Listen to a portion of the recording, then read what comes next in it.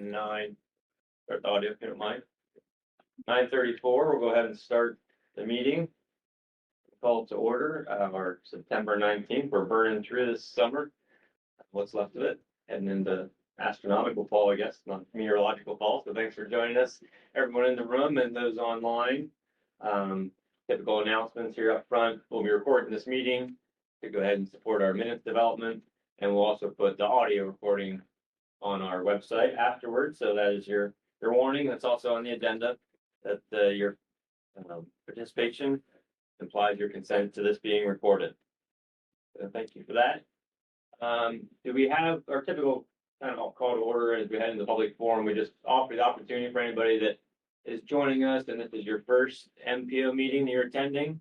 One of them, I think, is at least a guest later on, or two of them, with Mike Benson and Eric Berger. So if you want to unmute, maybe just do a quick announcement, introduction of yourselves to the MPO members, and then anyone else, if it's your first time with us, please feel free to unmute and introduce yourself. Yeah, I'm Mike Benson, the District 3 PennDOT Permit Manager.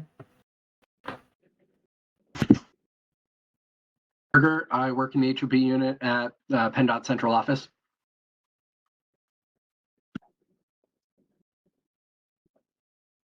Great, thanks, Mike and Eric. Appreciate you being with us, and glad you kind of tested things out yesterday to connect to this Ring Central platform, and for a presentation demonstration we'll have a little bit later here today on the agenda from Eric. So appreciate that very much. Is there any business anyone would like to share under the public forum for something that's not on the agenda?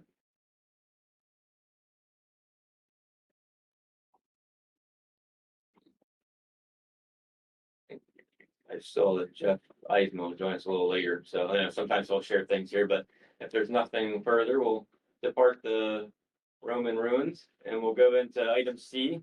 It's our approval of the last meeting minutes, which were July 18th, included in your packet, pages 3 to 8. And everyone's had a chance to consider and review those. We look for a motion to approve. So move, Steve. Thank you, Sean, for the second. Lincoln for the second. Thank you very much. All in favor, please say aye. Aye. Any opposed? Okay, great, thank you. Those are accepted. We'll get them uploaded to our website after today as our typical practice once they're approved. Our next order of business is the typical TIP administrative modifications.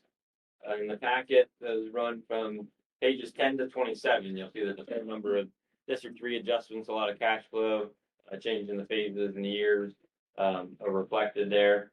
One note, we didn't do the web map this time that we've been doing as a standard practice. Just we wanted to make sure we had the local bridge map, web map included and done in time for today's meeting. So we'll return to that for the next meeting in November and have that prepared as well as an addendum to all the modifications. So the District 2 modifications run from pages 10 through 13 of the packet if you're following along. And then we have this typical slide. You checked it out ahead of time for those online right now. You can click on the status report link and the street view link. We try to put the more substantial modifications here. Those are, say, over $350,000 adjustments or more regionally significant projects. So you can kind of click right in on those and navigate to them and pull up the status reports and go ahead and find yourself right on the Google Street View look of those project sites as well. So with that being said, we'll go ahead and turn it over to Mark Schultz for what you'd like to highlight on the District 2 modifications, please. Great. Thank you, Steve, and good morning, everyone. We'll start off with the very first administrative action that is an updated estimate for the T439 over Kishkawillis Creek in Mifflin. There was an updated estimate for the construction. They're working towards a bid package later this year and hopes of securing some additional funds to be able to support the full construction of that project. So look forward to that moving forward. This was one of the $5 fee roadmap supported projects that has been carried over by central office to support of that $5 fee and use of those funds. Next on that list, we have two amendments. Steve, we're going to vote on those amendments following the discussion here. These were just caught in the actions. They were approved at the last meeting in July, so just being, since the action IDs, occurred Okay. after our last meeting, they're included within here. So no vote needed. Everything's just a Okay. modification for the purposes of this meeting. Great. So those two projects are for the Clinton County US 220 Bridge Epoxy Project. There are 5 bridges that had epoxy coating that has exceeded its lifespan, and there's been some attempts to mill that off and try to create a smoother traffic flow through that area in 220. And we'll be going back in there to do some bridge preservation work, as well as recoating the epoxy coating to protect the bridge. On the second one on that list, amendment was for the addition of the high friction surface, the lane departure locations, and Clinton County was identified as the parent project for that. That utilized the remaining amount of safety funds that were in the reserve line item for federal fiscal year 25. Moving down that list, a couple just updated estimates. We did have one for the Thompsontown bridges on 22 in Juniata, where the project has been extended, and with that extension, there was a request to add a small portion of funds for Pennsylvania State Police presence on the project site. On the bottom of page 11 is a railroad project that was advanced into federal fiscal year 2025. These are discretionary railroad RRX funds that were brought into the program, brought into the SEDA COG region for the development and the completion of the Kish Pike, Walnut Street, and I believe Delaware Avenue projects down near the Lewistown location on the SEDA COG JRA line with Nittany Bald Eagle. And then flipping over to page 12, we again some more updated estimates, phases that had previous obligations, updated estimates for preliminary engineering phases at the very bottom of page 12. We had an adjustment to the 322-727 Man's Narrow wall that is a protect funded. It's discretionary protect funds that were awarded to that project. Moving forward with that, the consultant estimate came in just a little bit higher than the funds that were awarded. So we utilized the SEDA COG regional funds to support that $50,000. There's an administrative action here for the use of STP funds, and then there's a administrative action on the next page, also for Man's Narrow, that added the state portion of that project phase. So I guess at that point, I'll turn it over if there are any questions.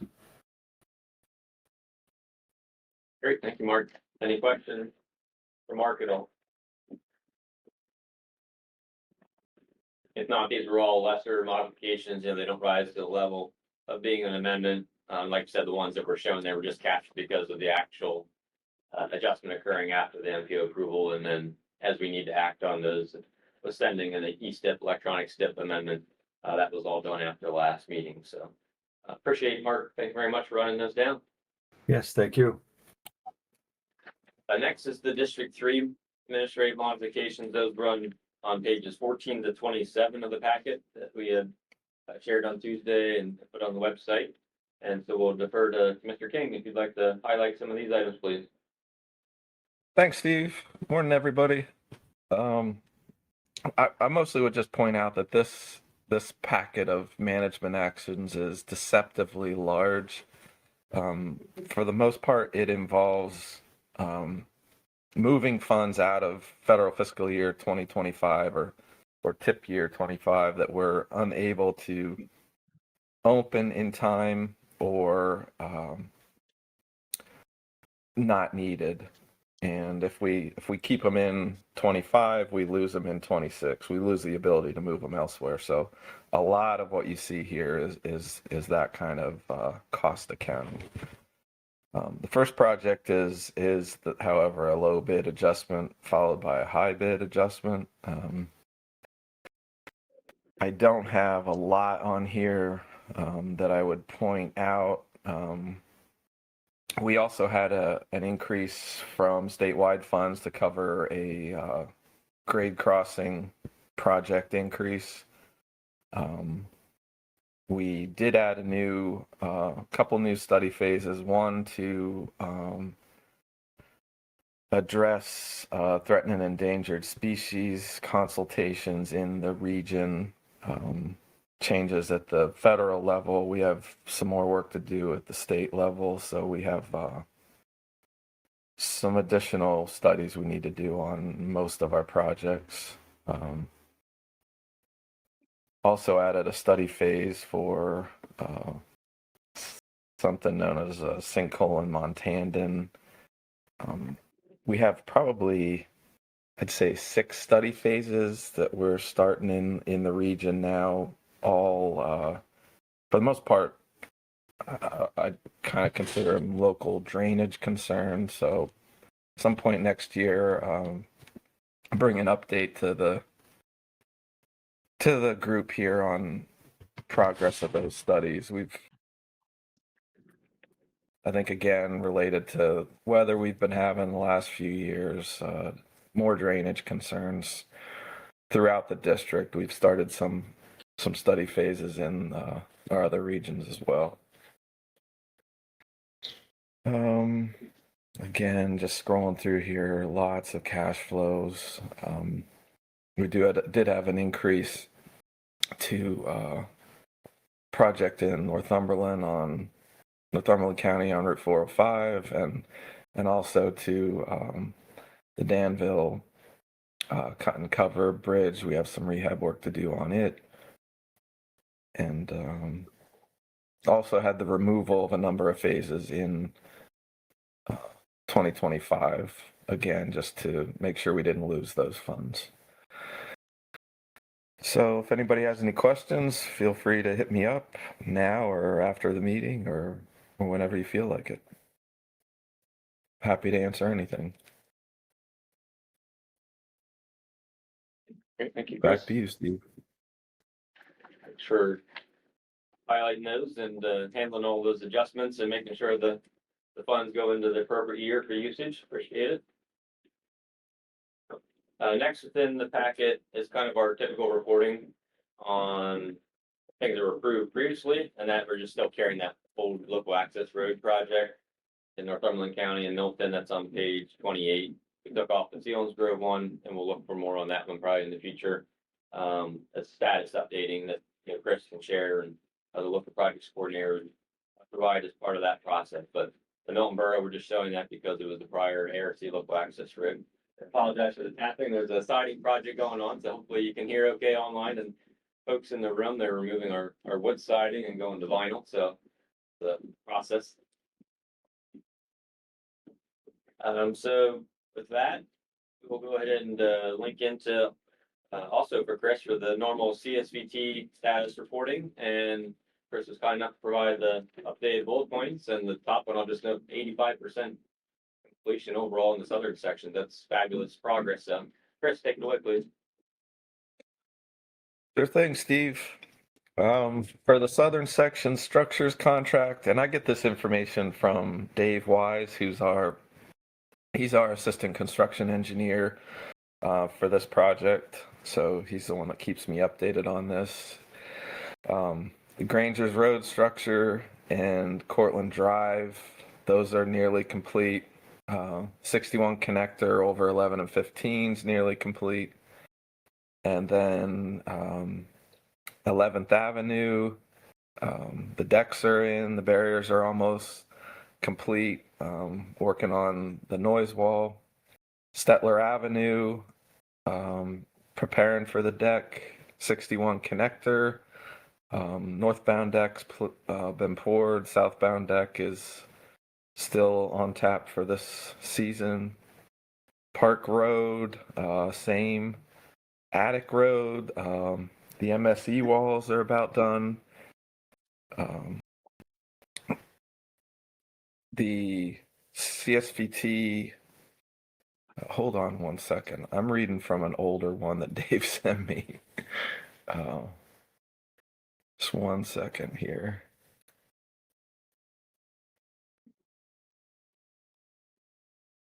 Yeah, so the attic road, the beams are set. They're getting ready to place the deck. Mill Road, likewise. The Granger's Road noise wall is complete. If you're in that area, you can see some panels out. That's just for access. They're still working on setting the panels on both sides of the 61 connector. So like Steve said, that contract's 85% complete. It will be totally complete by the end of the year. So the southern section paving contract, that is going to be let here yet this month. So cross your fingers, we get decent bids. It should be awarded in November. The main line still projected to be opened in the fall of 27. And the work that impacts traffic on 11 and 15 on the strip will be completed after the main line's opened. And then the 61 connector, that will follow for the fall of 28. So all those major milestones are unchanged. It's just been a matter of updates on where they're at with the different bridges on the structures contract. So really just 25, 27, 28, or end of each year is a big milestone. Great. Do you recall how many bids were received last time for the structured contract? No, I don't, Steve. Would be a little different for this contract though. Great, thank you. One thing I'd like to note for maybe if anybody's working on any questions for Chris is just to thank Matt Beck, if you know Matt from District 3, the plans engineer. He came to SEDA COG back in late August. We've been doing lunch and learns throughout this year, kind of people sharing, guest speakers about various projects, initiatives, learning opportunities for our agency. And so Matt came down and highlighted, kind of CSVT history, origin, status reporting, and schedule ahead. So that was excellent for a lot of our staff that we get newer people and they may not be aware of this, regionally significant project and all the elements and how we got to where we are. So appreciate Matt coming down and presenting that to our staff. And one thing I'd note that learned as part of that, I think a lot of you be interested in 2026, there'll be another round of traffic counts done on the northern section, which has been open since 2024. And so that'll allow us to get baseline counts before the southern section will open up in 2027. So look for that be completed next year for the traffic counting. And then as there's news releases and advisories, we'll make sure we're sharing that to everybody. You can kind of see what the current traffic counts are and the altered flows in the region. Any questions for Chris on CSVT?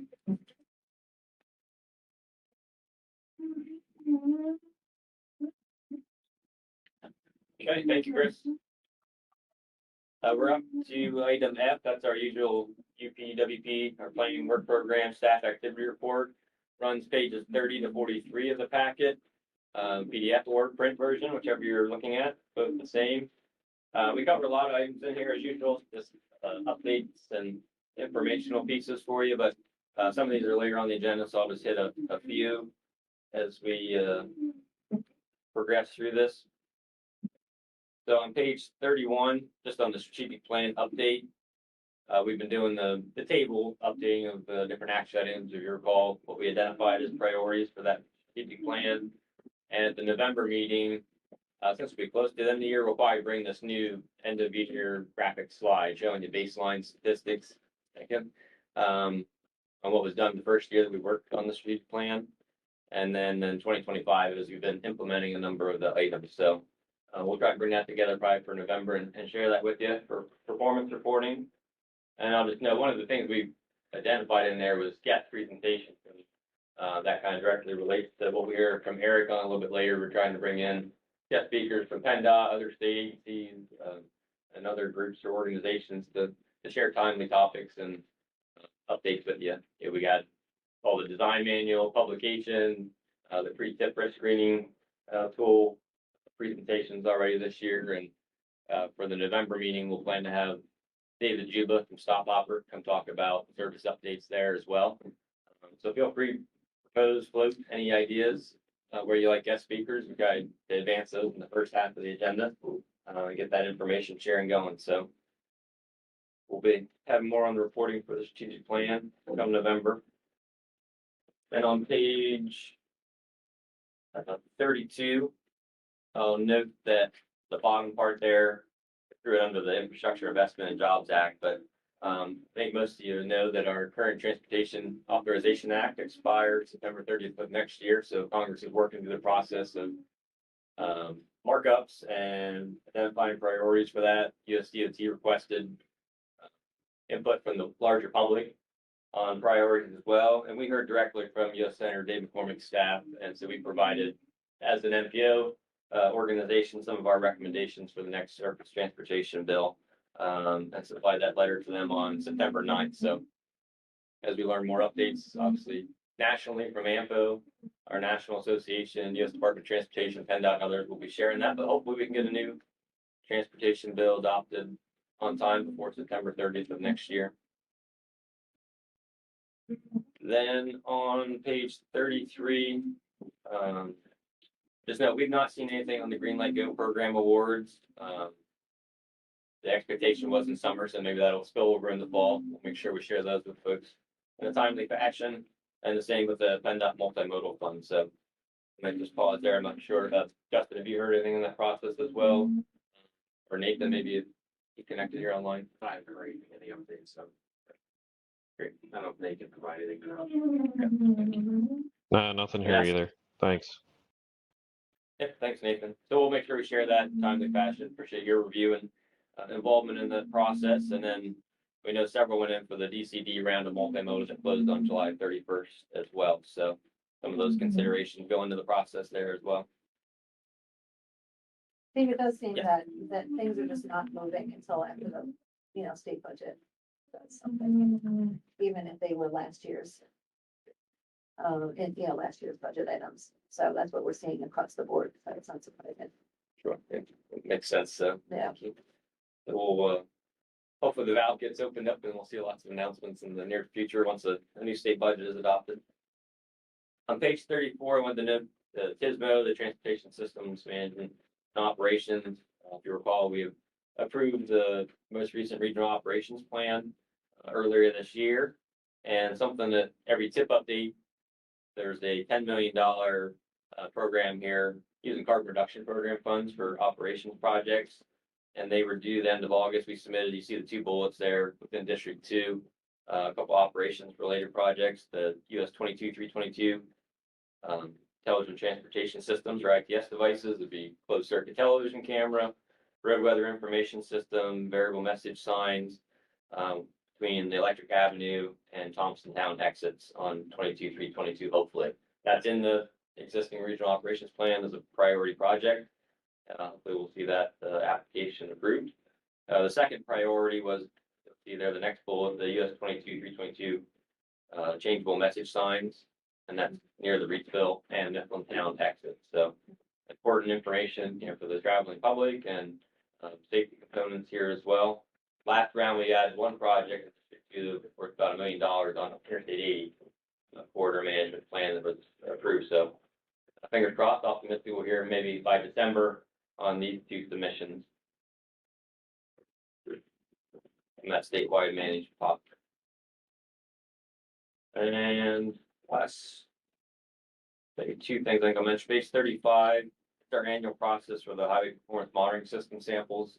So PennDOT Central Office staff was able to come up, training Sam and our staff on a few changes to the process and get out in the field and actually conduct a few of those samples. But every year we have to do 179 samples to review, verify information on those. And it's important as it's fed into the federal highway system and submissions to FHWA as well. So there'll be work activity here occurring on the fall, and then those submissions will be going in before early December. I want to mention we did hire a GIS intern since we had last convened from Bucknell University. And so he's gotten underway and trained and onboarded. and is continuing the sidewalk inventory work that our former intern was doing.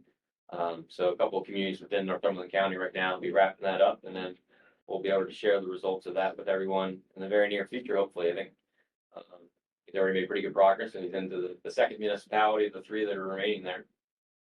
So we're excited about that. He'll be available through next spring. He's a senior and he'll graduate next year, so probably have him provide some meaningful work for us through May of 2026. And at this point, I'll pause, and Don, if you'd like to highlight some of the LTAP activity, please. Thank you, Steve. October pretty much is our busiest month for the LTAP program. We have 6 classes, on-site classes, set to go in October. One of them I'd like to mention, we're still looking for some people to attend it so we can get to the quorum that's needed. And it's October 16th. It'll be at Point Township in Northumberland County. And it is Introduction to Traffic Studies. So if anyone from your staff is interested in that, please contact me. We'll get people signed up. Yesterday, we had a planning partners meeting on the LTAP program for people around the state. And there's a couple of things I wanted to highlight from that might be of interest to people. I think, as everybody knows, fall is also generally the season for having county conventions with the township officials. So we try to attend at least a couple of those every year. So next month I'll be going to the one in Montour County, and then November, Betsy Lockwood and I will be going to Juniata County. One thing that might be of interest to everybody is, if you remember back to our July meeting, we had Marvin Todd, who's one of the contract engineers for LTAP, who does on-site and virtual tech assists for people that have questions about their specific areas. And it's quite possible and easy to request a speaker as a tech assist at the county convention meetings. I think that's very interesting because if you remember what Marvin did, he kind of gave an overview of new things happening through the LTAP program. But I think it's also an opportunity to sort of be its own mini tech assist, where there would certainly be questions and answers by attendees on specific conditions or concerns in the county there, and that might lead to actual follow-up site visits. So if any of you have interest in that, I can help with getting that request in, and I think it's a good opportunity. I also wanted to mention that this is the time actually already to start putting in class requests for next spring, at least through March. If you have anything for that, I can also help put those into the system and get people signed up even already for that, because even if you're not knowing a specific date, it might be good to get in there for a reservation to do that, because LTAP sort of works on a quota system or a credit system almost of the number of classes that they can do. It's based on fiscal year as well. So when they reach a certain limit, they may have to defer some classes because of those supporting funding essentially that they have. So anything that's of interest in the spring, please let me know too. There are some new classes that are coming out. There will be a traffic calming class that will be offered starting in spring. There's an online version as a pilot that's coming up now, so you can do that. There are 2 new ideas that I think have good chances of being implemented next year and developed. One would be a class on truck parking issues. Another one will be on electric vehicles, if they decide to go ahead and do that. 2 very interesting areas. One place I would like to highlight as well is that the LTAP program is kind of stepping out of its traditional areas of content or emphasis, safety, and those sort of things. And based on the situation, particularly since COVID, there are a lot of roadmasters and leadership people in public works departments around the state who have been put in new positions. So they're going to start offering organizational classes, more organizational related. One of them will be called Leadership Development for Public Works Employees. And one idea that we might be pursuing is that we could actually host some of these kind of meetings here at SEDA COG. I think there's a lot of merit for doing that, so I would like to look into that. And I think that's all I wanted to mention. So there's some new and interesting things going on with the LTAP program. And as always, just contact me if anybody needs help, ask questions, assistance, and we look forward to how the program will keep going.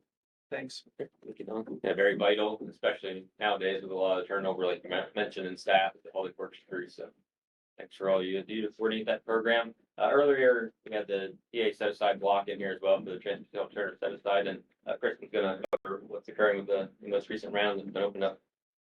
Sure. So as many of you know, the pre-applications which were required this round, those were due 2 Fridays ago. We did receive 8 applications for the region, 3, I believe, in District 2, and then the remaining 5 in District 3. Those are in from the Buffalo Valley, the Trail Authority, East Buffalo Township put in an application for continued Market Street Improvement Project. Oakmont Borough put in an application, the city of Shamokin put in an application, and Town of Bloomsburg has an application as well. And then in District 2, Mifflin County has an application in, as does Linton and Lock Haven. So a lot of great projects have come through this time, so it's going to be a really competitive situation once we, get down to it. And the final applications are due on October 31st.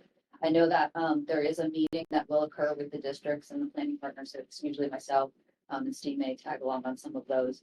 And the applicant, the District 3 ones have all been scheduled, I believe, and then the District 2 ones are going to be scheduled soon, so that those applicants can get feedback from the districts and from us on ways to improve their applications or things they might want to highlight. And then they will be allowed to move forward with the final application. So also for the MPO, you should be aware, and I did put this in the context and the content of the packet, is that we are anticipating the review committee meeting, which we typically have with the MPO sort of as a subcommittee to review the applications, will be held on November 18th. That is the week of the next MPO meeting. We're doing that so that we are able to have the MPO vote on the scoring that we then submit to PennDOT, because there won't be another MPO meeting in between the November 1 and when the comments are due by PennDOT. So that will be important for everyone to note that most of you will be able to participate in that scoring process. So the applicants will provide a presentation on their project, and then we'll discuss it afterwards and give them a score. Yes, in December, you were kind of sponsors there at that review committee level. Been around for a little while. I think you recall how that works, that you can obviously attend, present, participate in the discussion, but not vote at that point. You can certainly at the full MPO meeting, but as far as the recommendations that are made, if you're a project sponsor of the set-aside application, no vote at the technical review committee level. Page 38, wanted to note we have potential dates for 2026 for the MPO meetings, our normal 6 meetings per year at the schedule. And Tina was able to coordinate with the County Planning Directors Association of Pennsylvania. These should not conflict with any of the quarterly meetings that they are planning right now for 2026. So just offer that you take a look at these. If you see known conflicts for yourselves, or you think they're common across the region, let us know. Otherwise, that's what we're intending in November to have approved as our schedule for 2026. And key things there to allow the draft tip, the draft long range plan to go out for comment, and then to get those adoptions at the June meeting. So that's some of our key milestones for the early part of the year to get the comment periods on those documents and approvals or adoptions in June. And otherwise in this section, just before we enter into the next item G, we've been doing these table reportings, page 39 and following of the highway occupancy permit activity, just to kind of show what the submissions are. And I think maybe a couple of county municipalities in the region are registered and access the system for these and the traffic impact study scoping forms, but we thought it'd be great to go ahead and bring a guest speaker and talk about the system, how you get access to it, how to navigate it a little bit here today with the demonstration, and get some of the fuller value PennDOT permitting system to monitor, review, and comment on different submissions for HOPs and for traffic impact studies. So that was kind of the origin for item G here, and we'll go ahead and transition to Eric Berger from PennDOT's central office, the occupancy or permit section. So go ahead and share screen. So I will stop sharing screen and then I'll turn it over to you, Eric. Thank you. Yeah, thank you. Good morning, everybody.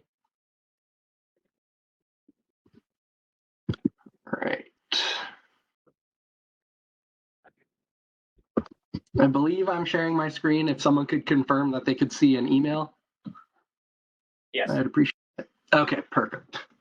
All right, so I'm not entirely sure how many of you have access to EPS and how many of you don't, but I'm going to go through this and present information as if nobody had access. If you have any questions about anything I'm talking about, please interrupt me. I'll be jumping back and forth between a couple different screens. If you need me to slow down or repeat anything, just let me know. All right, so first I'm going to show an email. This is an actual email that got sent out today, just alerting a municipality that there was an application that had been submitted in their jurisdiction.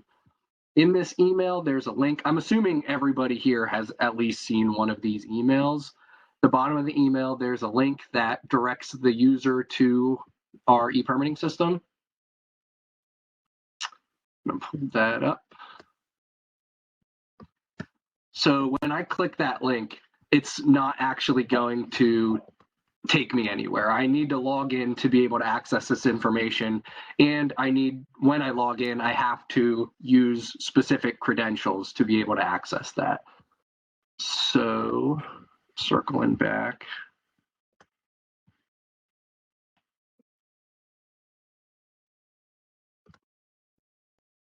This is our system test environment. It mirrors and functions exactly like our production environment. There's just fake information in there so we can go in and manipulate it or show certain things, whatever we need. So I'm going to log in as somebody with the appropriate local government partner credentials.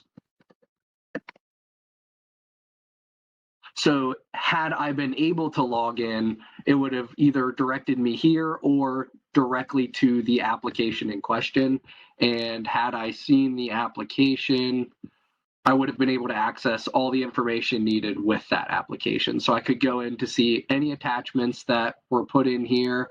I could see the location, contact information, all of the pertinent information I would need to know what work was being proposed within my jurisdiction. All right. So in order to get access to EPS, there's a different website. It's ECMS, PennDOT's ECMS, Engineering and Construction Management System, where I'll have to go. There's a register as a business partner link, and when I press this, it'll direct me to choose between one of two PDFs. I can share the PDF that you'll need at the end of the meeting, but I would like to caution you, I don't know how often this is updated. So if you use this one, just be aware they may kick it back to you and say, hey, you have to use a more updated version.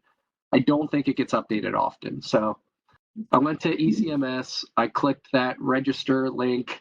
Now I have two options. I can either register as a government agency or a private sector organization. I'll need to select the government agency option, and I can click this BP agency agreement PDF. I believe it's a 19-page PDF, but there's only 4 pages of information that needs to be input. The first few pages are instructions and a detailed example. I can scroll down here to page 5 or 6, page 6. There's not too much information. You'll just have to read through and agree to this. Once this information's submitted, you send it in. I believe the email is here on page 5. Oh, wait, sorry.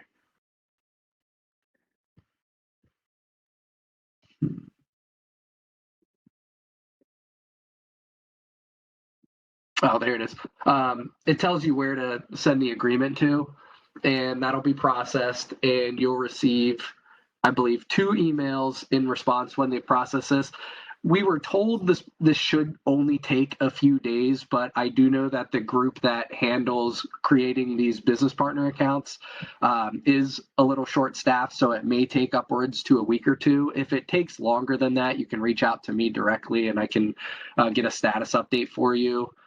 I'll provide my contact information and also show you where to find other the district permit manager's contact information or anyone else from central office toward the end of my presentation. Excuse me. So once this is submitted, there's additional information you'll have to utilize to create your business partner account, and you'll also have to create user accounts for yourself and other members of your municipality that you would like to have access. We have a 10-page self-help walkthrough for how to set up that account. If you can see here on the table of contents, the information through page 7 will have already been completed or is not relevant for this. So if we go down to page 8, there's a section titled Setting Up an Administrator Account. These are the steps that you'll walk through to complete that registration process. We also have video tutorials on our e-permitting site. I'm not going to play them now. I'll provide them at the end of the meeting though. There's a 7-minute video for walking municipalities and county planning organizations on how to request that business partner ID that I just spoke about. And then once you've received that, there's a follow-up video. It's about 11 minutes long that walks you through how to create a specific account in our e-permitting system that we refer to as the local government partner portal. I'll refer to that as LGP portal moving forward. Once you've created that LGP portal, you'll have access to view all information, all application information that's housed in EPS. And I'll go back to our e-permitting system test. Right now, I'm logged in as a user for that LGP portal. So I can show you, I believe I showed you a little bit about what you can see, but I can show you now what information you have access to customize for your LGP portal. Up here at the top, there's an option for local government. You can see LGP portal here. So I'm just a user for that LGP portal. This is information for when I'll receive notifications based on application type that's been submitted in my jurisdiction. I can also include who gets contacted, who receives that information. So I can go up here to edit. Right now, this is just an example. This user is in District 8, Adams County, Abbottstown Borough. You can see here I'm able to select when I receive notifications. So right now, I think almost all notifications are marked. So if an application with a driveway type for high volume, low volume, medium volume, or local road is submitted, minimum use, temporary access, I'll receive a notification that an application's been submitted in my jurisdiction, that it's under review, that it was responded to with PennDOT comments, or I believe that if it was issued. There's also miscellaneous permit types over here. Send notification by email. So actually in this example, this municipality only wanted to be notified when an application was received. This box response posted is not checked, so they will not be notified when PennDOT has completed their review. Further down here, I can see contact information for notification. Right now, there's 2 users in this municipality who will receive an email anytime an application is submitted in their jurisdiction. I can go here to add and add additional users. These users have to have an account created for them to access EPS in order to look them up and add them here. So if you follow those videos that I showed you, the security administrator who received notification from ECMS that a BPID had been created, they went into ECMS and created 5 additional user accounts, 1 for each of these users. Go over here to the documentation tab. This is very similar to the previous tab. They can just select who receives notification and documents attached along with those emails. Okay, I'm gonna log into our production system. Is anybody willing to share a DPID that they've already had set up for them so I can go in and show examples in our production environment? If not, that's fine.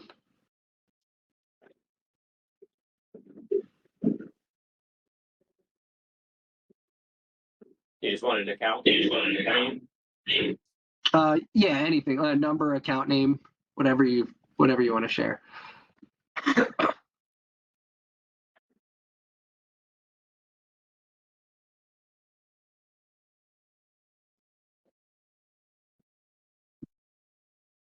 I know we're in there.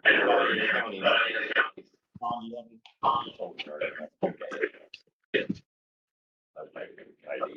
Right? SEDA COG or you county, make them up.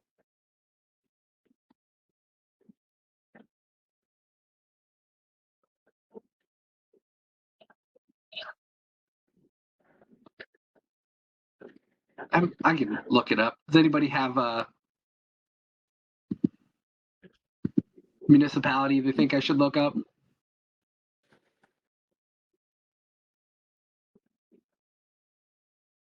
Kickers. I'm not sure who's right. I'm not sure at a municipal level. Okay.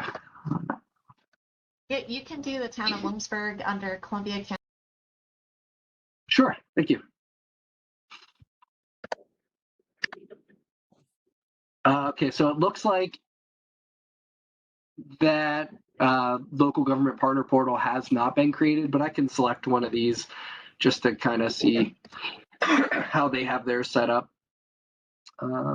Yeah, so we can see there's contact information. This email is going to be notified anytime a driveway permit with the type listed here is submitted or response is posted by PennDOT. Same for these miscellaneous application types. And these supplements, I'm not sure if you're familiar with those, but once a permit's issued, if any changes need to be made to the permit, there's supplements that need to be issued as well. So depending on if one of these supplement types is issued, they'll receive notification too. And let me see if I can, let's see, here's the BPID.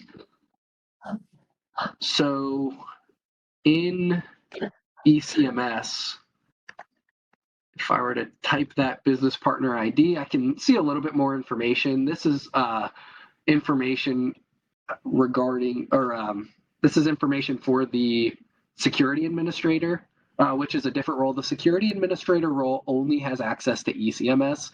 They can't get into EPS. They would have to create a user account to access EPS. For some reason, when EPS was set up, its security system was ingrained in ECMS. So they're two separate systems, but you need access to ECMS before you access EPS. And that seems like it's a common issue. A lot of people have questions regarding how to get access to EPS once they receive that original access to ECMS. So I just want to make it clear that it's a two-step process. I'll sign in here with my own credentials and show a little bit more information. So I'm going to search for that same municipality, Millville Borough. You can see in here that this is the security administrator. She has to go in and create user accounts for anyone she wants to access EPS. Also, it's really important to note that when we look under general info, this business partner relationship type, that she has the municipality relationship type, because if you don't have municipality, then you won't get access to set up the local government partner portal in EPS. Oftentimes, if you contact the team that creates these business partner accounts, they may not instruct you that, I mean, I think 99% of the accounts that they help create just get access to EPS as an applicant or an engineer. Most people who access our system aren't municipalities, and the team that creates these accounts, they don't really think to ask them what kind of access they need. So if you remember one thing, just remember that you need to have this municipal access, or it could elongate the process and create confusion. I mean, sometimes it'll take a couple more weeks just for the teams to get in contact with the right people to think to ask that question. Excuse me. All right. So once you have access to EPS and you've set up your local government partner portal, we go back to the system test. I can show you how to utilize the advanced search functionality in EPS to find pertinent information. So like I had mentioned at the beginning of the meeting, there's an email here with a link. Had I been logged into EPS before I click this link, it would take me directly to the application. Or if I click the link and it takes me to the login screen, once I log in, it would take me directly to this application, this 373831. So this is an actual application in production. I'm not going to go to that for security reasons, but through the system test, we have fake applications that have been created that I can go through and show you. So there's different ways to get to the advanced search. Up here in this green toolbar, there's an HOP drop-down menu. I can go to application search, or down here in this green box, there's a search for HOPs or scoping meeting applications. I'm just going to go to an HOP. Can go up here. There's a date option where I can select the current status, or sorry, not the current status. So the status of the application within a current time frame. So if I want to see all applications that were submitted, say within the last 6 months, which I believe it's defaulted to, I can select submit. The dates, the windows are already set. You go down here, district.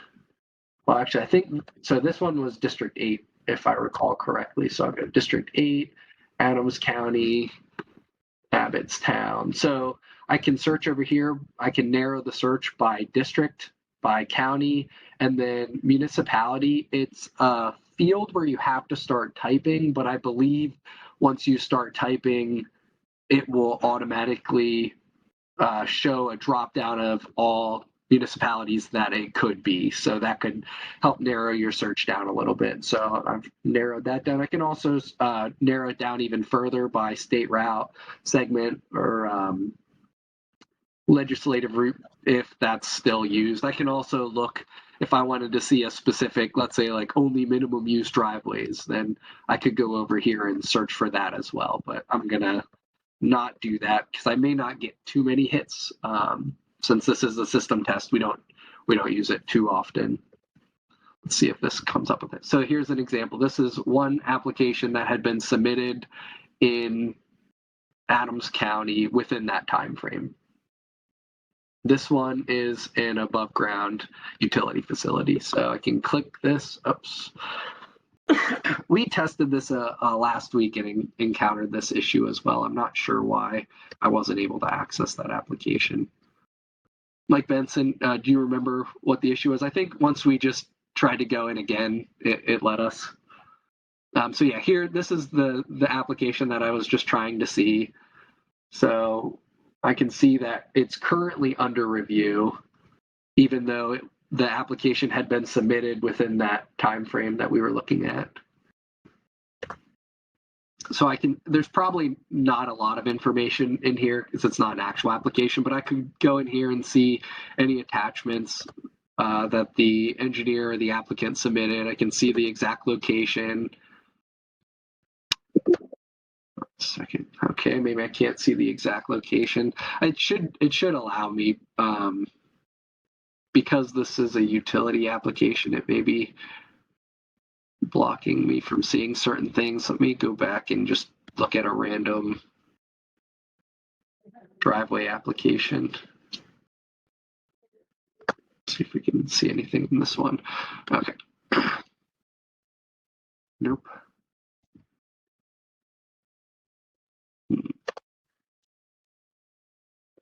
production shouldn't have any of these issues. And if it does, contact me. We probably have an issue we need to fix.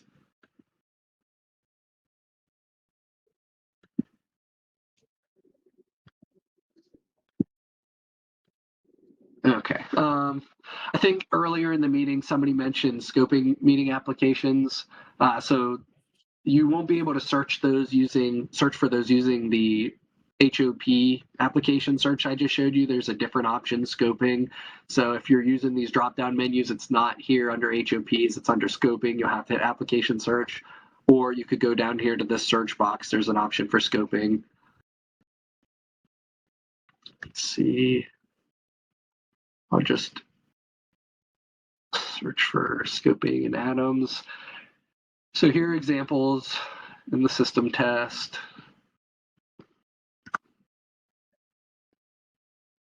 Pick the most recent one. I could go in here and I can see all the information that's included in that scoping meeting application form. I don't believe there's a way for you to interact with this information directly, but up here there's a print PDF option. You could print it out, mark it up as you see fit, and then you could send it to either the applicant, their contact information will be included here, or you could send it to PennDOT and say, hey, we'd like for these comments to be added. All PennDOT reviewers have an option to add additional comments to scoping meeting applications and applications. All right. There's a lot of versatility.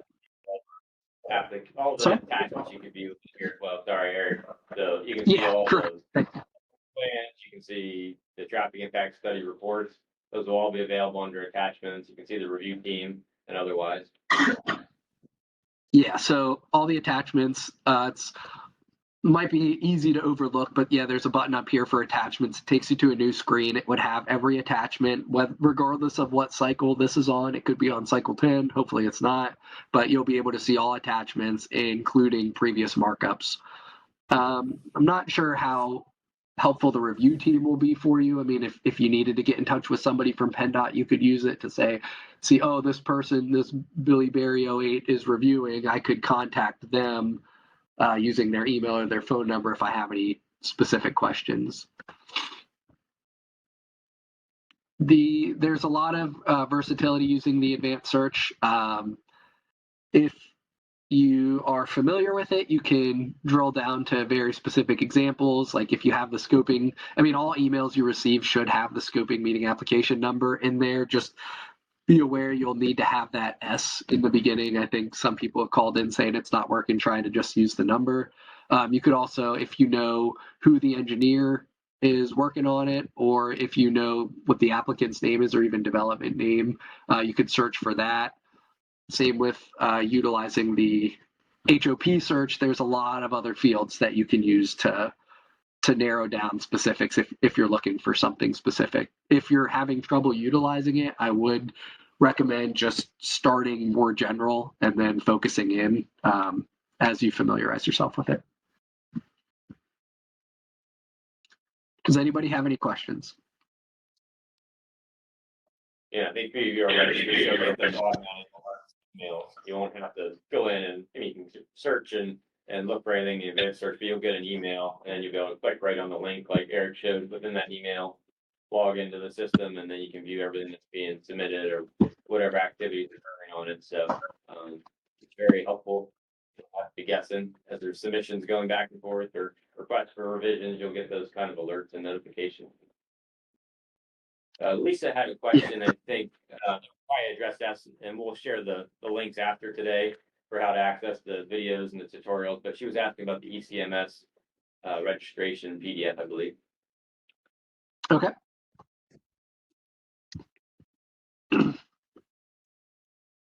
So I believe I found the form. I submitted the form in. I guess the one question I have from like a public works standpoint or even town projects, it sounds like if there's a project happening within our town limits, we could go in and search for any of those PennDOT studies that did occur even in the past. Is that how the portal works? It's not just for driveway permits. It's basically anything submitted to PennDOT? So not anything. I think we have so EPS was created, I believe, in 2011. So any permits that were issued since that point would be an EPS with all the information regarding that application. Districts have gone through the process of loading permits back to, I think, 1988. So it will have limited information in EPS, but you'll be able to search back to about 1988 for any permits in our system. Anything older than that, I believe you'll have to contact the district. I think they have like filing cabinets of old permits for, I don't know, however far back they go. Yeah, I was just curious because I ran into a situation with like our West End being bought out for the flooding. Um, do we find a lot of those permits for even like driveways are not even existing because they always, I want to say they always existed, but you know, there came a time where, you know, you needed an actual permit, but if a driveway was in, are we finding out that it's not just unique to Bloomsburg, that it's overall that you guys encounter that? I'll let Mike Benson answer this question. I'm sorry, can you say that again?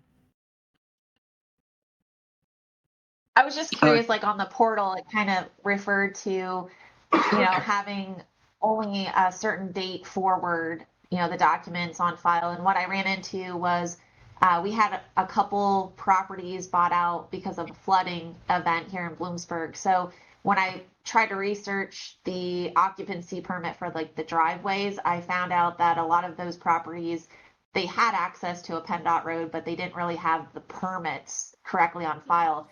I didn't know if that was just unique to Bloomsburg or if that's just an overall thing because, you know, obviously regulation started at some point in time, but it wasn't there, you know, in the 1950s. Right, so if you can't find them in our EPS system, they might be on our aperture cards we have at our office. And if you need to access to any of them, you can email myself and I can get that information for you. Great, thank you.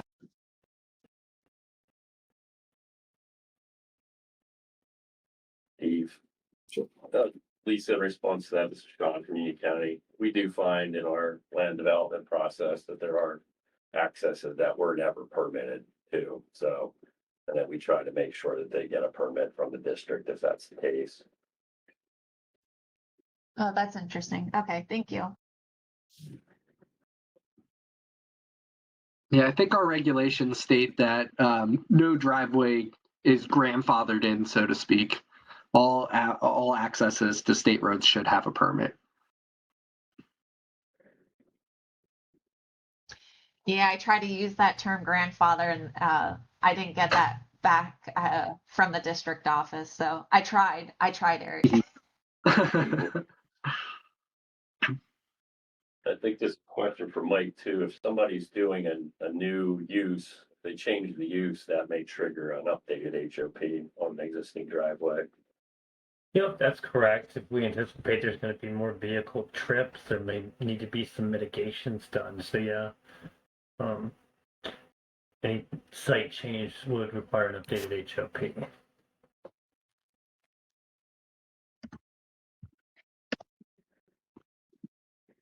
I guess maybe I should have gone over this earlier, but we do have a website for highway occupancy permits under PennDOT's website. So they recently, I guess we got a different website vendor. So this link is really long. I can share it with you. I mean, if you just search for PennDOT highway occupancy permit in your browser, it should be one of the first results that shows up. So on this website, you can see there's contact information here and here. This would include the district permit manager's name and number, Mike Benson, as well as user or people from central office. My supervisor, Mike DeZerko, both Tony Bansel and myself work under him. We help run the program.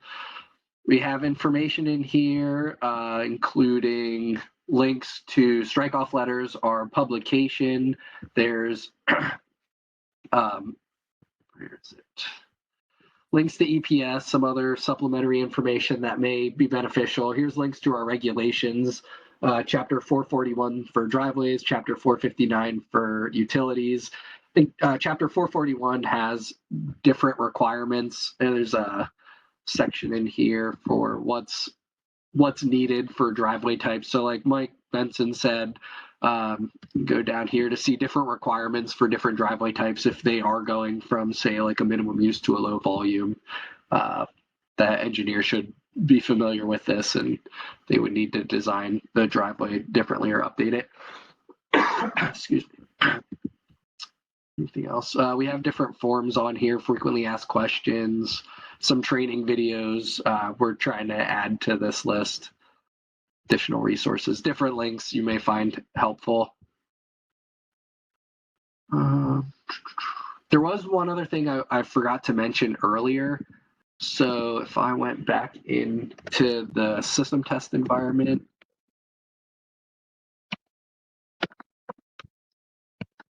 so right now I'm logging in as an engineer. This is somebody who would be submitting an application to PennDOT. I'm going to go down here and just begin the process of submitting one. Go down to Adams.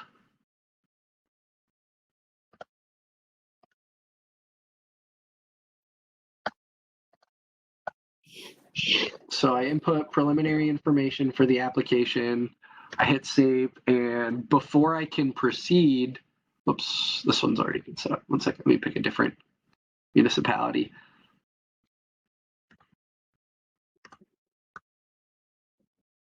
So before I can proceed, I need to input an email address. This is to notify the municipality. If your municipality has not set up that LGP account through EPS yet, this will be mandatory for all, I believe, driveway applications. It may just be low, medium, and high volume driveways as well as local roads. And whatever email is input here is going to they're going to receive this email. So the reason you've been receiving these emails over the past few years is, I think this update we made in, I want to say 2022, maybe 2021, around that time frame, mandating an email address for the municipalities. If you had set up that local government partner portal, they wouldn't need to input that information because it's already saved in EPS. So if you had questions as to why you've been receiving these notifications over the past few years, that's why. The engineer or the applicant has been putting in your email addresses.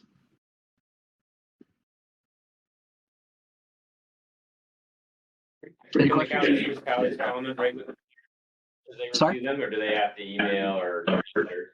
I don't think they're able to. I think their access to these applications is read only. So I don't think they'll be able to utilize the comments, either standard or custom comments, through EPS. Like I mentioned, they could, I don't know if you would want to just download like an attachment, mark it up, and then send it to the applicant. I don't know if Michael Benson may be able to speak more on this, but if you are working with the district often, maybe you could reach out to a specific reviewer you know is accessing the application, and they could add a comment in EPS for you on your behalf. I'm not sure the appropriate process for that. Michael, do you have a specific method you prefer? Yeah, I think it would be best to contact myself or our assistant permit manager, hopefully the reviewer of these projects. And if you have some comments or anything to provide it then, or a lot of times most of the time we always ask for like the low, medium, and high volume driveways, a letter from the municipality that they're aware of the proposed development, and that's a good time to raise any comments as well. Thank you. I'm just going to pull up an example in the system test to show how comments are made. So right now I'm a reviewer on this application. I can go in here and I can select a standard comment from our list, or I could create a custom comment. So if you do have comments and you send them to Michael, he can, or one of the members of his staff can come in here, just type in whatever comment you want.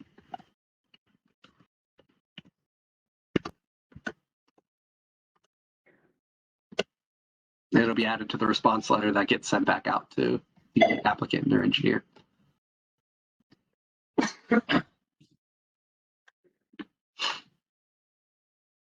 Is there anything Yeah, thanks else for- that you want me to Sorry?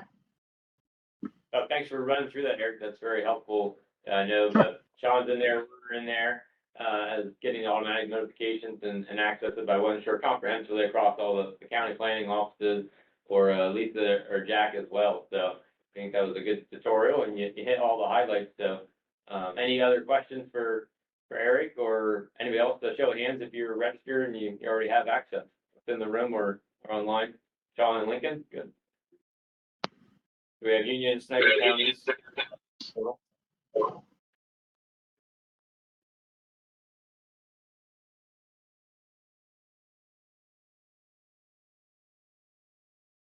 And quick question for Mike. I think you talked about this before, but the changes in the reviews, is it 30 days or 35 days? Is what the response needs to be provided off to the applicant? As of now, it's 30 business days, or 30 days, yeah, 30 calendar days. 30 calendar, yeah. But in the future, it may be changing to business days. Yeah, I think that's coming up. Thank you.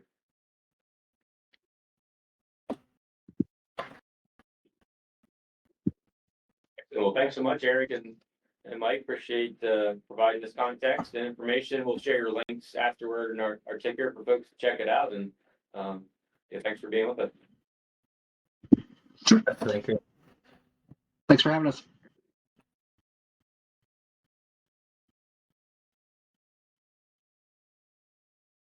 Hit the share screen here and advance us. Thanks, everyone. Next is item H. This is our 12-year program update. So within the packet, we just have a single page here. It's the timeline schedule on page 45 of your packet. So we do this every tip update and modify it as things get a little bit further refined with the schedule and activity. But highlight for you, today is September 19th, and so we're at that stage of the local bridge prioritization endorsement. We'll get to it the next action item. We've already gone through the 12-year program public comment period, and we shared all that information in the web map of all the comments from the public at our last meeting.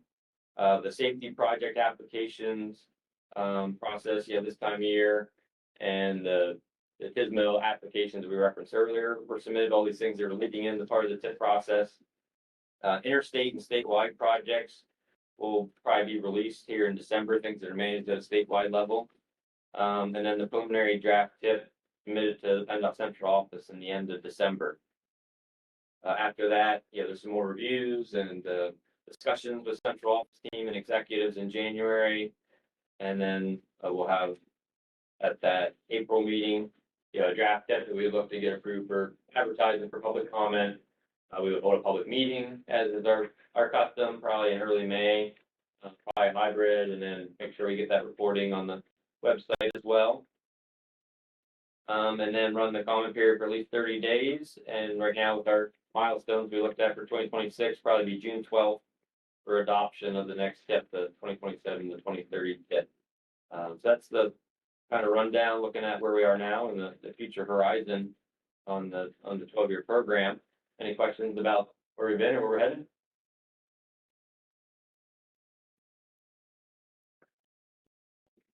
Great, thank you. So there's a lot of carryover activity, certainly those things, and like Chris was covering earlier with the getting the funds committed within the proper fiscal year.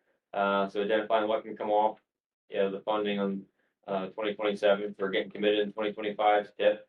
That work's ongoing, continuing, seeing what new projects at the bridge and highway level can get added. And our focus here early in the year was on the local bridge side. Thanks everyone for the county coordination meetings we held back in the spring and all the activity with your bridge engineers and taking a look at all the submissions from local governments. So we're now at the point where we're ready to consider staff recommendations on the local bridge prioritization. So pages 47 through 49 of your packet include the information here. First off is the criteria we talked about last time. We went from decision lens to now using this scoring system that we identified and plugged into Excel. Really, the only changes since we last met was elevating the bridge condition a little bit higher, giving 15 points for the poor condition bridges, and then downgrading that county priority that we had covered for like a number 1, number 2, number 3 county bridge priority. And then just specifying for the design, obviously it's been approved by PennDOT already, but structural adequacy gets the most, and the next one, if the design's been completed by an engineer is familiar with PennDOT specifications to address some of those readiness and timing considerations. So those are the points out of 60 that you see, and so we took 54 bridges, for what we had received from each of the counties and municipalities that were submitting them. Page 48 gives you kind of the snapshot. The web map, if you took a look at what Sam prepared, you can click on all these 54 points and bring up the same attribute data as is shown on this table. And then we went through, a lot of them kind of fell in the middle third, just on the scoring point totals out of 60. And so then we identified staff high priorities here. You'll see those, higher end, 45, 41 points, 40 points. Those were the ones that scored the most based on condition, it's posted for load, had a higher traffic volume. And then, certainly the county priority, the design status, those things help to elevate a few of those. Some of those have already been completed, so that's nice. It could be a retroactive reimbursement for a few of those, like in Snyder County. The second one on the list, Planning Mill Road in West Perry. Same for E364 Grange Hall Road over Muddy Run in Turbot Township, Northumberland County. And then the Turtle Creek Road over Turtle Creek in Union County is in construction right now as well. So, those have the highest kind of readiness factor and could be considered for retroactive reimbursement through the process. Out of those 16 high priority recommendations that we have, you can see every county is represented. A couple have, multiple ones within there just based on the scoring totals. We tried to consider in our recommendations a few other factors, maybe qualitatively. Like I said, just the readiness in terms of if it's already in construction, if it has design that's finalized or been approved by PennDOT. And then some of those cost factors, if it's a bridge that's over $1 million versus one that's, easier to slide in, fit within our line-item funding. If there's some development occurring nearby that we're aware of or other activity, maybe agricultural or lumber or so forth. And then this kind of the commitment of the local government for the match or otherwise for designing the bridge, and also equity, just kind of a fair distribution across the region. So that kind of entered into our process, since a lot of them were kind of similarly scored just based on the criteria themselves as that was entered in. So we wanted to share that with everyone for digestion. Hopefully you had a chance to look at since Tuesday with either the tabular form or the web map, which I have loaded and we can refer to as well here today as part of this process. But just appreciate all you invested. There's a lot of coordination, certainly with the county government, your bridge engineer, the local government, and then some follow-up just to square down a few of these items that were a little bit harder sometimes, like the detour mileage or where it stood with the local match commitment, but we eventually got there in time for today. One new entry was submitted after we developed this. It was in Columbia County. I don't think we have our county voting members, but we have Lisa. And that was Greenwood Township in Columbia County. It submitted a priority bridge, critical deficiency, and could potentially be closed in the near future. So we took that through. It was in the lower end of the scoring process, going elevate to the high. That is that we would alter our recommendations here, but as things come in, this is fluid. Certainly we get requests all the time. We can take them through the scoring process and refer to that, but this is very helpful for us and for the district staff to consider for the tip update and see what we can do with the available, bridge off the federal aid system and some of the bridge investment program funding. So wanted to put that out there, see what questions, comments, eventually maybe any issues or what folks think about the recommendations presented today. Hey, Steve, just when you send a ticker out, it'd be interesting to see a total of what was requested, like all this. Just out of curiosity, like how many billions of dollars of bridges our need has been requested and kind of compare that to what we actually get on the tip. It's gonna be quite different. Yeah, we can coordinate with, Mark, Chris, and Brian Miller, District 3 on some of what we thought was probably in play. So that goes into the balancing process here as well, but yeah, there are 54 total, 55 with the new entry, total bridges, but we can tally up those cost estimates. Those are all phases that we're showing. I was just gonna have cost estimate. It looked like there were 39 or 40 that were poor condition. It's quite a big number. Ton more needs than available funding for certain, yeah. And we usually are able to kind of add 1 to 2 new bridges, per county. Certainly, a lot of them are in the latter years of the tip, or maybe just getting started with some of the preliminary design and then carrying into the next one. But where there's those retroactives, it's a little bit easier to work with them certainly. And eventually one of these in Montour County will become retroactive if they advance that as well. So that being the Keeper Mill covered bridge, showing us a high priority here. Thanks, the $5 fee could help with. Yeah.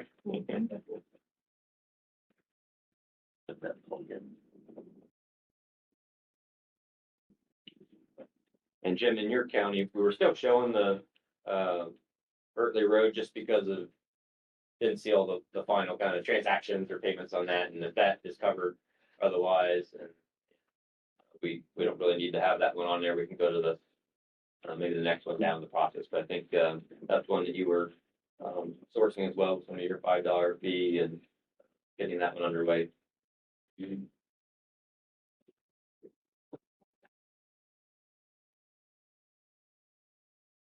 I see some of these have high average daily traffic. Obviously, the Danville Borough one, concentrated area leading into major businesses. Same for one near the Warrior Run School District's facilities in Northumberland County. And then in Briar Creek Township, one that they had submitted for multimodal transportation funding as well.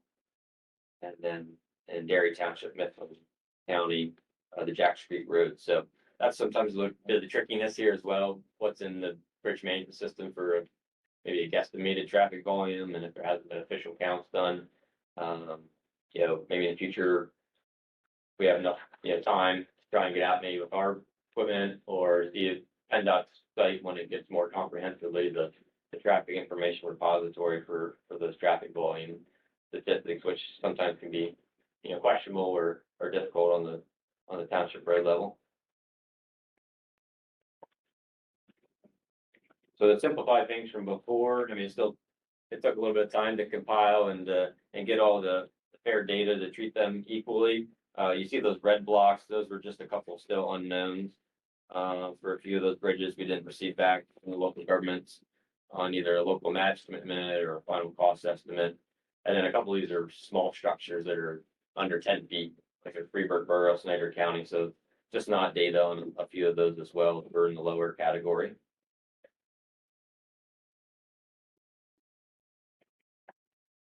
So any other questions on what you're seeing? Again, I was glad, with the results there, there's at least one in each county that we have in that high category.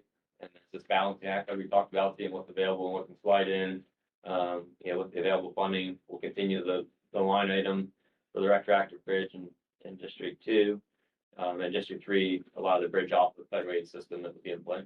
Steve, are the under 20s eligible for straight tip, or would that have to be a retroactive reimbursement of that work? They're eligible as well, based on some of the other statistics there, like the sufficiency rating and federal wage system classification sometimes. But if I'm misspeaking there at all, Mark or Chris, the under 20 footers for the somebody's got their hand raised. Yeah, no, that you're correct, Steve. There is opportunity to make even 100% state funds available for an interest like that.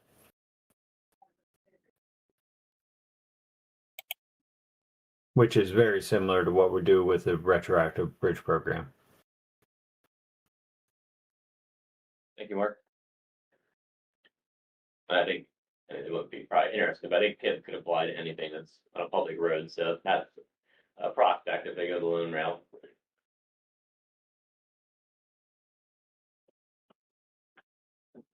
Any other comments on things you liked this time that we changed, or things you disliked, improvements?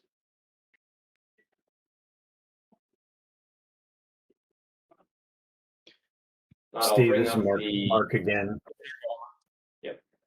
I just wanted to mention that this priority list, and I say it time and time again, it is such a help to have a list of local infrastructure needs like this.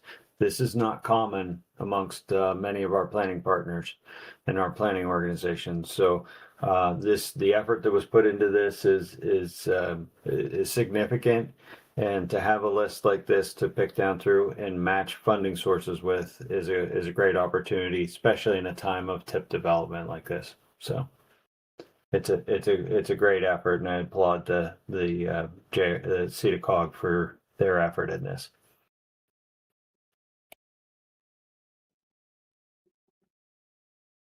Great, thank Great, you, Mark. thank you, Mark.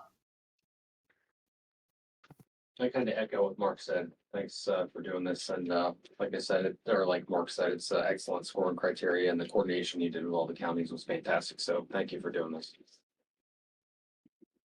Excellent. Thank you. Appreciate that, Justin. I will maybe just share screen here. If anybody else has any comments, feel free to share those, but the web map that hopefully you found in the link that we had shared today. Grab the. Sorry, I can't see my upper tab. Here it is.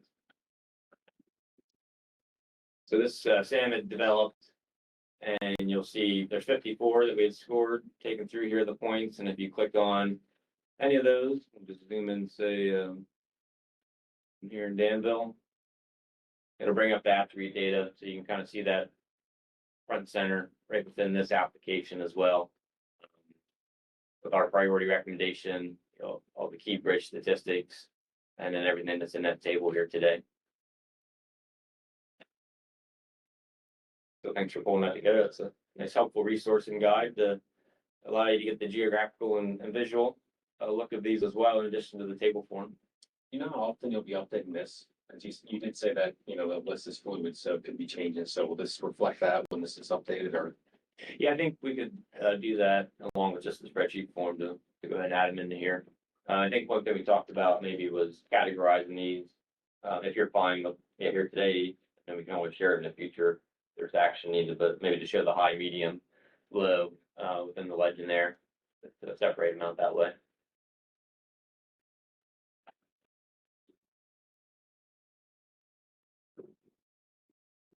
Excellent. If there's no additional questions, this is an action item. We would look for a vote to endorse the priorities as presented here today, and then for committing to the PennDOT districts and the central office as we continue to build and develop the draft tips. So is there a motion to that effect? Motion. Second. Oh, it's close. Yeah, we'll give the motion to Jim. Thank you. And the second to Sean. All in favor, please indicate by saying aye. Any opposed? Any abstentions? Great. Thank you. Appreciate all your regular involvement and activity on the local bridge prioritization, and hoping to address immense needs that are out there. Fortunately, our poor condition bridges are declining, but they're still substantial, and this will help to get these committed on the tip and addressed. We will segue right into item J, and I'll work to get Kristen PowerPoint loaded up here. While you do that, and I have a question. I know at a prior meeting there was a lot of discussion about bridges and fees. What was the ultimate outcome? I know Jeff is online and he usually gives us updates on legislation. I don't recall if that ever came to a conclusion on that. Which one are you asking about? The county $5 fee? Yeah, did that ever go through? Oh, yes, that's been in effect, and the county's gonna adopt that ordinance and then receive the proceeds from PennDOT anytime. So Sean presented on that, and like Cumberland County back in March, I think, how they're effectively using it. Mifflin County is doing the same in Center County, but I've not heard of other counties adopting that. Like you were talking about another new revenue generation.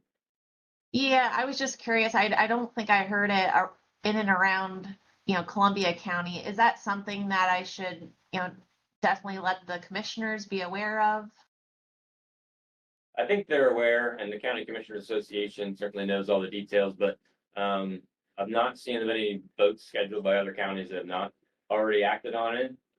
But they might be thinking about it and mulling it over. So if you want to share where you stand on it, certainly you can do that anytime. And yeah, they just would simply have to pass the ordinance, and then they'll receive the funding with twice a year, I think. It's kind of That'd be, Okay. that'd be good. Thank you. If we're armed with some data on what some of the needs were in the county to share with them. And we do highlight it as we go to these coordination meetings. It's another tool in the tool bag, something you can kind of control locally. So we always try to highlight it. I've not seen any votes scheduled by any of the other counties within the region. But if you need anything as part of that process, we can certainly share that. And they have Larson Design Group doing all their bridge inspections at the county-wide level and for several municipalities, I think, within there as well. So you can always kind of talk to them about bridge needs too. Thank you. Thanks, Lisa. So I have a long-range plan PowerPoint here for Kristen. Sure. So unfortunately, our consultants from Michael Baker weren't able to make it today. So I will cover this information. And so just go over some basic status updates, some sample maps that have been put together that will be in the plan. I may defer a little bit to Don on the freight analysis framework. I think he's a little bit more integrated into that process, but we'll cover that a little bit and then review the next steps. So we are deep into finalizing all of the background studies and components, narratives, things like that, that will become part of the draft. And they are working to put that draft together, like physically within like Adobe Illustrator, and putting that whole thing together so that we will have a final document for review. And so this is sort of what population change is looking like right now. This is based on a Greek census tract. And that is through 2023, so the last 10 years. The next one has some worker inflow and outflow data. There is a simpler graphic that we will probably be using, but this just kind of gives you an idea of where people are commuting within the SEDA COG region, and where they may be going outside of the SEDA COG region. And then the next slide is, just sort of some of our assets that we have in the region, the aviation. The next one is the rail freight network. So these are, again, just some components that will be covered in the draft document. And then the freight analysis framework, as it says here, is the information about the weight and value of shipments in the US. And the Bureau of Transportation Statistics have also created an experimental county-to-county commodity flow data set. So it's really some interesting information in here. On the next slide, there's information about the tonnage by mode. And so both inflow and outflow. And you can see that most of our goods are coming in by pipeline, which is interesting, and then going out by truck and air. And as it does say on there that the information is based on the origin level, not necessarily every step. So if the shipment is mostly being used, through pipeline and then, or mostly on a truck and then put on an airplane or something, it is shown as that long haul component versus every step. And then on the next slide has some additional information. The stuff on the right side is the imports, and then on the left side in red is the exports. So really interesting to see that the imports on coal and energy products, I think that probably corresponds a little bit with the pipeline piece, is being imported significantly into the region as opposed to exports, and that our agricultural products are almost equal value. So Don, I don't know if you had anything else you wanted to. No, not really. But I think those patterns are interesting too. We have net more imported than exported, but the pipeline and the energy products are the biggest part, obviously. Yeah, and otherwise fairly generally state, equal across the import and export. So And then, what we're doing, like I said, is continuing the finalization of the background profile. And the big piece that we are endeavoring to, undertake right now is the project prioritization. So I just want to put a plug. We did, reach out to all of the counties, to get any input on projects, as well as some of the larger communities, Lock Haven, Bloomsburg, things like that, with the list that we were working from. And so if there are projects that you didn't talk to us about or that you didn't provide input on and you want to see on the list for the prioritization, please let us know as soon as possible because we're going to be doing that in the next probably 2 weeks is, making that list and scoring them. So that's the next large step. And then the revenue forecast, looking at how much money we actually may have available. And then Dawn has been working a lot with Michael Baker on the functional classification updates, which we met with all of you on in the recent past, and then our next steering committee will be held on October 8th. So I don't know if anybody has any questions or comments or.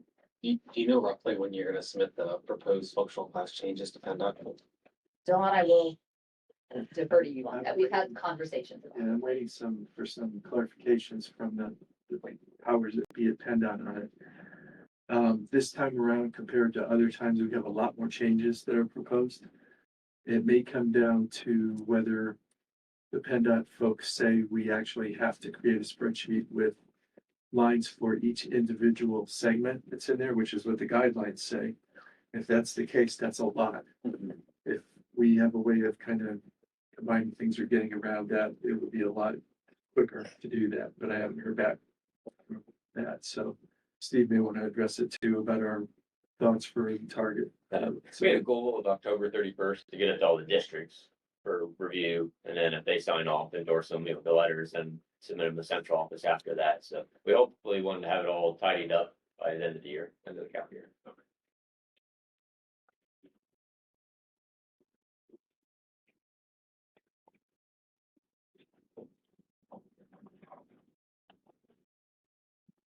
Thanks. Some of you will be on the call, Nate, so look forward to more then on the long range plan update process. There's our last slide. So next we have item K, and that is Dawn to give us an update on the NEVI community charging program and the other overall EV charging stations updates. Okay, in your packet, you can see, I'm not sure which page it is, but I have a 2-page update that we sent out to appropriate people about what's going on with the EV program. And on that continuing saga at the federal level, there have been some things that have moved and changed since we had our last meeting. Just real quick, past history. Last year, we conducted our study and came up with our electric vehicle charging stations recommendations. We've been continuing to have a working list of potential places to implement charging stations. And earlier this year, the PennDOT folks with it's called the NEVI program. You've heard me say that before, National Electric Vehicle Infrastructure Program, came out with proposal for a community charging component to that. And that's focused a lot on us recommending potential specific locations and types of locations that charging stations can be implemented. What's happened since then is, well, I should say one other thing too. It's budgets for that from PennDOT for the full funding available result in about $2 million or so for the SEDA COG region to get for that particular program. That comes from the IIJA program from the federal government. All along the last few months, there have been court challenges to the electric vehicle federal funding. One thing you may have seen is that at the end of this month, the federal subsidy, $7,500 per vehicle for private vehicles, will be ending.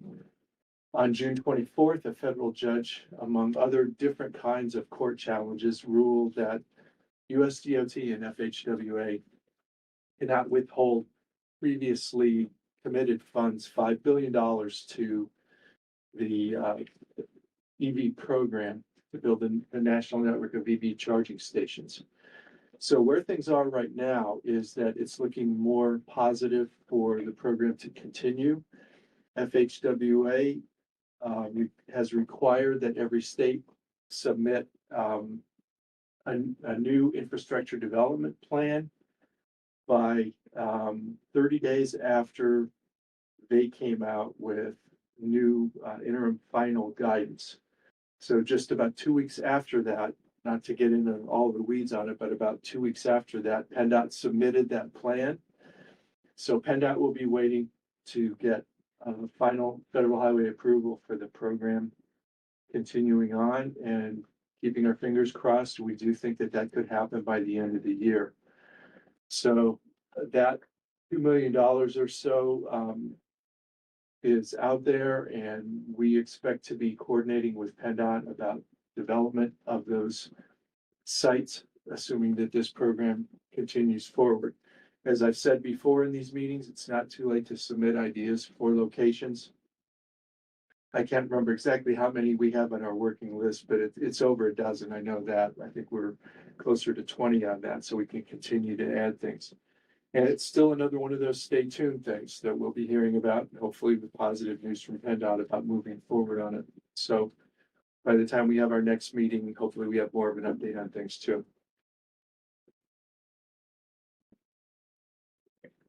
And we've got check-ins. I know you've been reporting out, but from the prior study, in Columbia County and Lewisburg, and you've been giving them, regular updates along with what we share with the MPO forum here, and supplying the recommendations to PennDOT for the new community charging program. So assuming that, they get the approval of the updated plan and the full build out, should be some investments, down non-highlighted within his report there, about 2.3 million roughly would be what is suggested as the investment in charging stations at the community charging level within our 8-county region. So you might see that start to roll out in the near future, and we'll certainly do our part promoting and advertising the materials and get that out there in the public space.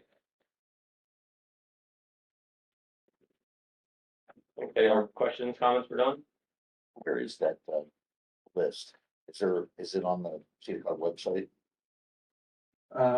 The actual report we did last year contains that. The updated list is not there, but I can send that out for sure. Yeah, I don't think it's, I'd like to see what it. I don't think we have It was in our packet for the July meeting. Didn't change since then. We submitted it right after the meeting. But yeah, you can certainly send it to you directly as a. Yeah, I'd just like to see it. I don't remember what all they were. Thank you.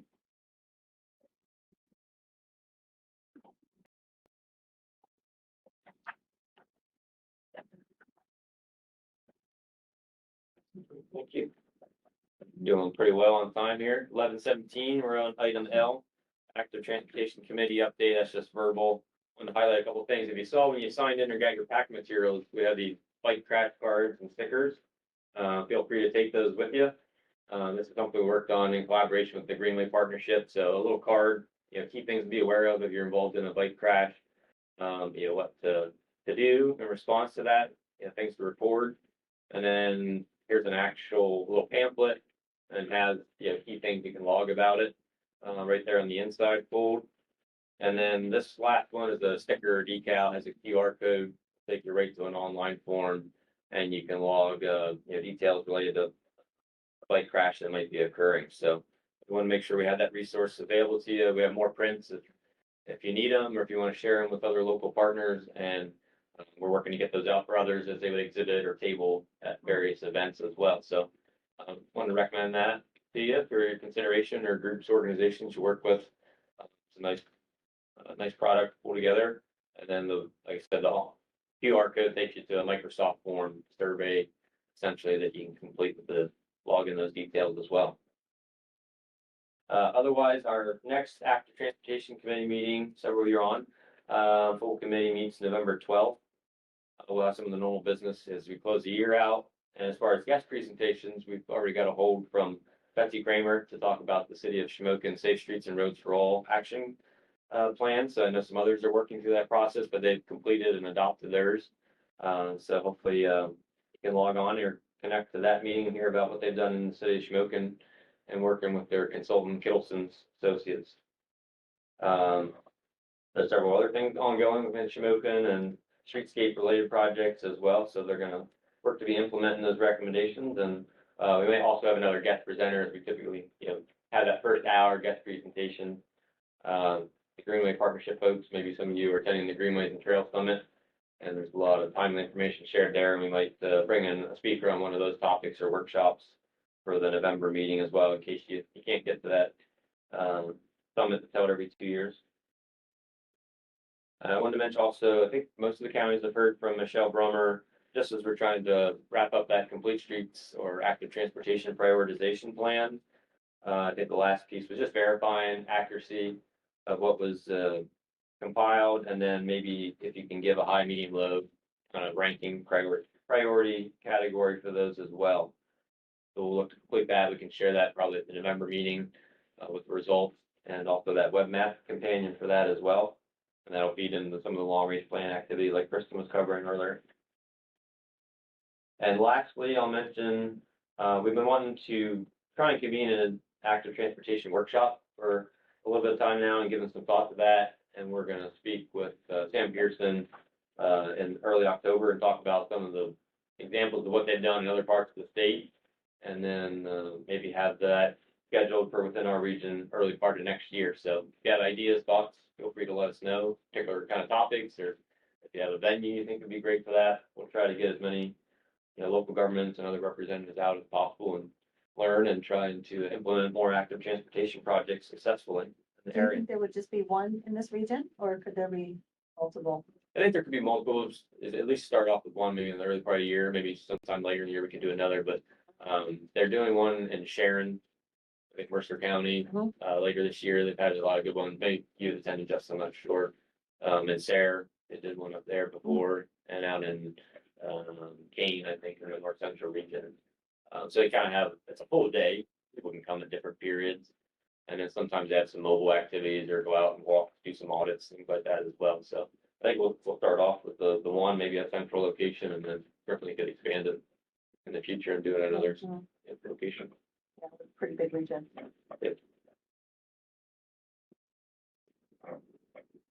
So those are the main active transportation items, and I believe PennDOT's working on updating its statewide active transportation plan as well. So we can share things as a result of that, and then that might influence kicking off a region-wide active transportation plan update for SEDA COG region as well. There are no questions on that. We're up to the member forum. We have typical interest items here. I think I was just going to note one or two briefly before we open the floor for any other discussion or go to the order pieces. First, again, just to reiterate, David Juba from Rapid Transit will have him come at the November 21st meeting and give us a presentation on the stop offer service activity, overall kind of planning and what they found, what some of the metrics are. So that'll be for the November meeting guest presentation. Also, page 54, I wanted to highlight State Transportation Advisory Committee had released its e-commerce study. So we found that and put the link right in there if you want to access that. That's something that's being looked at and discussed statewide, and certainly as it affects our impacts on our roadways and finance, revenue systems and prospects as well, just the whole transformation and changes in our system and how we receive goods. If you want to check out that statewide report, that's available online now. And then on page 56, kind of we cover on active transportation, but wanted to mention the WalkWorks program. Colton Borough had received the active transportation planning grant funding for the most recent round that was approved. So we can share more about that in the future. They'll join now Lockhaven, who's finishing one up. Got the active transportation plan funding before from WalkWorks.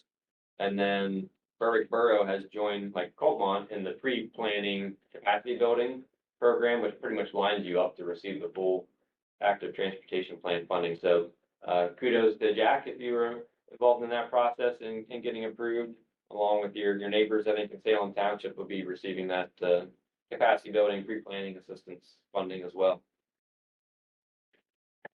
And that was the entirety of what I wanted to to cover on the interest item. So anything else that folks would like to share, give updates on, or bring out as questions? Hey, Steve, this is Dan Merck with STEP. Hey, Dan. How you doing? Just wanted to let you know we are operating our designated stops in Clinton County, and we have extended our Renova to Lock Haven out 5 days a week out to the Walmart in Mill Hall. Hopefully to add to ridership there, and we have adjusted our stops on our Lock Haven to Williamsport run to include stop to and from First Quality in McElhattan for Clinton County residents. So hopefully that will provide also some employment opportunities for staff there. We've worked with First Quality and the Career Link in Lock Haven, so we're hoping that has a positive effect long term. Great, thanks for taking those steps.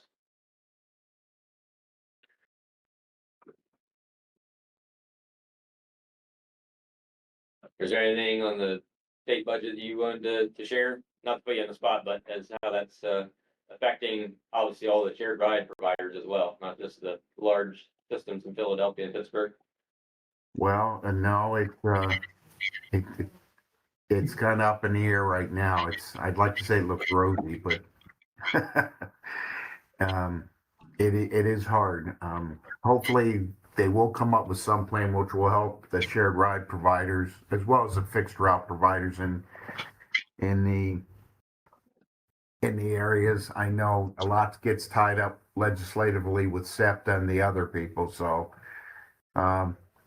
I know it remains to be seen. It's probably one of the snafus which is holding up the state budget, but we'll see where it goes. But I don't have any other more updated information. Thanks, Dan. Maybe we'll go in the room, and then I think we have a hand raised from Jeff Eisman on this discussion item as well. Anybody else in the room, items you want to share? Okay, Jeff, would you like to unmute, please? Yeah, this is Jeff from PA Soka Transportation Alliance, and I posted some information in the chat. As was noted, what the Governor Shapiro and PennDOT permitted was for SEPTA, which serves Philadelphia and the 4 rim counties, as well as Pittsburgh Regional Transit PRT that serves Allegheny, to use their capital funds for transit operating expenses. That basically will take them into early 2027, as I understand it. So for next year, you have the NFL draft April 2026 in Pittsburgh. For Philadelphia, you've got the 250th anniversary of Pennsylvania, and I believe you also have the World Cup for soccer. So there's that. Atlanta, which covers Lehigh, Northampton, is looking at following a similar path. I've not heard anything pro or con from Rabbit or CATA or any of the smaller agencies. We are on one of Rabbit's committees. Unfortunately, that's basically a short-term fix, and if they want to be able to use any dollars for capital improvements, those are going to have to be replenished. And what was done also doesn't, like I said, doesn't help Rabbit or anyone else. So there's that. And the state budget in general, right now, everyone knows that's not happening. I heard from one county, I won't name it, this week, where they said their MATP funds, Medical Assistance Transportation Program funds, are going to become a challenge next month. We're hearing from some others like rape crisis, domestic violence. We've also had a couple centers for independent living that limited their services. So yeah, the impact is starting to ripple, and then school districts I know are talking about it, and some other county programs. And then federally, the federal budget expires September 30th. We're hearing is a continuing resolution, a CR, either 7 weeks long, which goes just before Thanksgiving, or maybe 2 months, which would take you just after Thanksgiving when Congress gets back. So it's pretty much it this point, but I think it's a rough time in general for a lot of particular folks on the human services side, and maybe even some that do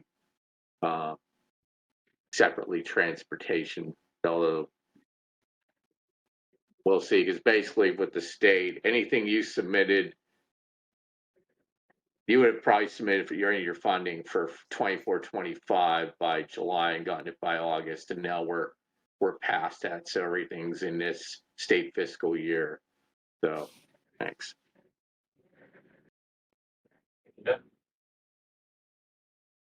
Any other member forum pieces?